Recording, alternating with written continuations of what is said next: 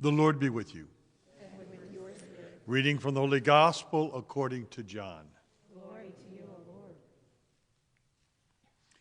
Standing by the cross of Jesus were his mother's sister, Mary, wife of Clopas, and Mary of Magdala. When Jesus saw his mother and the disciple there whom he loved, he said to his mother, "Woman, behold your son." Then he said to the disciple, "Behold your mother." And from that hour the disciple took her into his home. After this, aware that everything was now finished, in order that the scriptures might be fulfilled, Jesus said, "I thirst." There was a vessel filled with common wine, so they put a sponge soaked in wine on a sprig of hyssop and put it into his mouth. When Jesus had taken the wine, he said, "It is finished." And bowing his head, he handed over his spirit. Now, since it was preparation day, in order that the bodies might not remain on the cross on the Sabbath, for the Sabbath day of the week was a solemn one, the Jews asked Pilate that their legs be broken and they be taken down.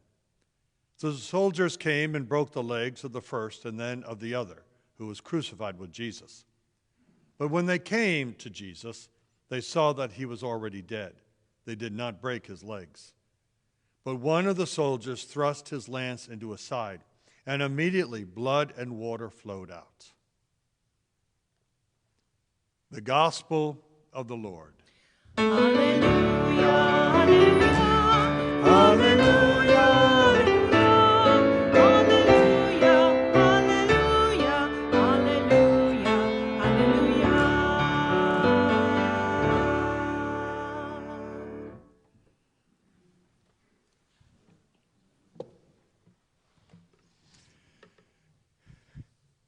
As many of you know, my ministry record is all over the place. And at one point, after I finished up a great time at JMU, I moved in with the Paulist Fathers. So I was in Chicago, in the South Loop of Chicago, Old St. Mary's. And I'm new there, and I'm in a parish. It's a wonderful parish, and I really do like downtown Chicago a lot. And I like the environment, the neighborhoods, and whatnot. But the pastor asked me, "So you have a lot of campus ministry experience, and we got about 50,000 college students living here because there are major universities, Columbia College Chicago, Roosevelt, Robert Morris, DePaul, and they're all in downtown Chicago." So he says, "Why don't you see what you can do with it?" Well, there's nothing established, nothing there. And I'll never forget the day we're on the corner of State and Roosevelt in Chicago, and he points down and he says, "They're down there. See what you can do. Go, go." It wasn't like you were taking over somebody else's role as campus minister or there was an office there to guide you. Basically, he says, "Go see what you can do." Part of me was exhilarated by this. And I found myself saying, "Okay, let's see what we can do." No plan in terms of this is what we're going to do, blah, blah, blah, but rather it was just testing out. So I found myself cold calling, knocking on people's door. I'd say, "Hi, you're the Vice President of Student Affairs here at Columbia College Chicago. Hi, my name is Father John Grace, and I'm here to help you." Can you imagine what it's like to go to a state university or to a private university, knock on the door as a Catholic priest and say, "Hi, I'm here to offer my services"? The notion of organized religion is nowhere a priority in the movement of higher education. And a lot of times they're so neutral about it, a lot of times people in religion think they're anti-religious. No, they're just completely neutral. You don't get a break and you don't get help. Fend for yourself. And indeed, you sort of have to make the case of why they should even allow you on campus. It's not a friendly environment to walk in and say, "Hi, I would like to create a faith community here on your campus." But I found myself actually successfully doing that. Because the approach wasn't so much, I need to break into your world, but because of all my experience working at James Madison University for many years and with the Division of Student Affairs, I basically approached them this way. You have a lot of Catholic students and a lot of students with spirituality, and those are important things for their human development. I would like to know if I can help you reach them. I offer you my services. I came across as a partner, not as a turf maker. In hostile environments, you really need to sort of respect, even though you might not agree or believe, what the others are saying, the world in which they come. And it's funny that in some respects, it doesn't always work. In two of those universities, it flat out, I was completely rejected. Thank you, but no thank you. We never want to see you again, kind of thing. And they didn't quite say it like that, but I definitely got the tone. But in the other two, I was very successful. What is our success when we advance the gospel? In a lot of ways, you break into a new turf and you go like, wow, we can do this and this and this, and you get to the new turf and you can't do anything. And in some ways, on the scheme of judging things, you're a failure. Think about the founding of this Diocese of Richmond. All right? So in 1820, Bishop Kelly, who was a great professor, and he was rector, and he got tapped to be a bishop. And we want you to go to this new world of Virginia. The United States of America was brand new. It's a new, young, vibrant democracy just emerging in its own freedom from Great Britain. But it was also a chaotic place. And indeed, when Bishop Kelly comes over here, like going to higher ed, he was not welcomed at all by the overall culture.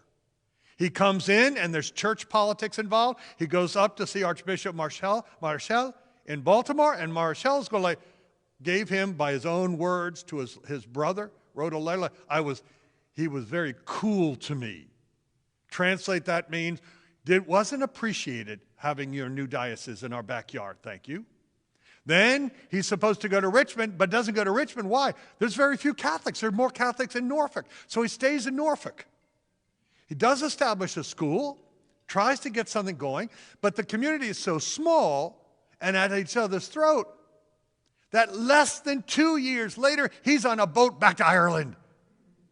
And he gets to be bishop of a diocese in Ireland and is very successful. The Diocese of Richmond now becomes suspended and sort of under the governance of Baltimore for 20 years. For 20 years. Bishop Whalen comes across in 1841, is established here. Again, very few people, very Catholic. But the Catholics who are coming in, guess who they are? They're immigrants. All these people coming over from this neat little place in Europe called Ireland. And they started coming in. And as the Irish start coming in, this new immigrant group, and the Catholic Church spends a lot of times with immigrants, guess what the tone in the 1840s became in terms of the larger American society? Anti-immigrant and anti-Catholic Church. Why were they so anti-Catholic Church? Because your loyalty is not to America, it's to the Pope. And you're not a real American if you're Catholic. The Know Nothing Party actively persecutes these immigrants, that the Catholic Church lives off the immigrants. And on it goes. Then in Virginia, we have another issue, the issue of slavery and race relationships. And the capital of the southern states for the Civil War. In other words, this was not the sweet spot to start a new church. Virginia was loaded with all sorts of issues and conflicts.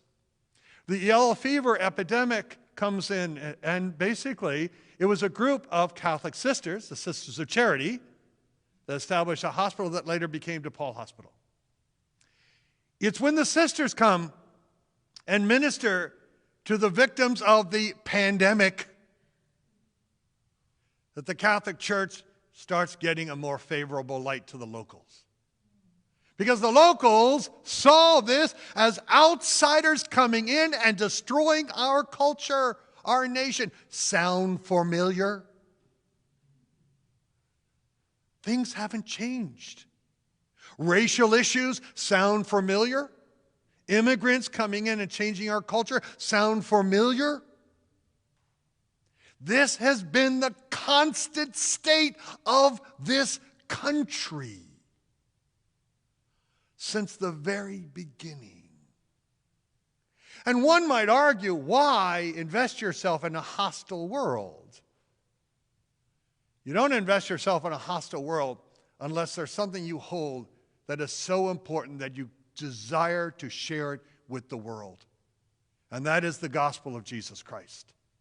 That over and over these waves of difficulty, whether it be race, whether it be nationality, whether it be loyalty to America, or the cloning of what Americans should look like, what all these things might be, the church continued in Virginia to advance itself because of the message of Jesus. To call forth the better, if you will, the better angels of all of us, and to proclaim through word and witness what it is about us as Catholics that makes a difference in the world because of our faith. We're still in the same spot. Just change Irish to another group. We're still in the same spot. Yellow fever, COVID. We're still in the same spot in terms of race, pre-Civil War, post-Civil War. And as we celebrate Dr. Martin Luther King Jr., the unfinished business of being a righteous, just society is still before us. And the perseverance of being church, of understanding what we wrestled with because of the gospel, is a great hint in terms of how we go forth into the future. That we hold these truths, these God-given truths about our nation, we hold these truths about God and the presence of Jesus in the world to be equally as true. In the gospel reading, Jesus hangs on the cross, knowing that his hour has come, that he's going to leave. And the last thing he does, he says to his mother and to the disciple, "Behold your mother, behold your son." He leaves behind a community of faith and love, a community of witness, the modeling of faith. We cannot walk this way by ourselves, nor can we walk this way without a principle, a truth to guide us. To be church means to walk with one another. To be church means to proclaim the truth of Jesus Christ and the call for all of us, that God's kingdom is come, that we are light and promise of that kingdom to the world.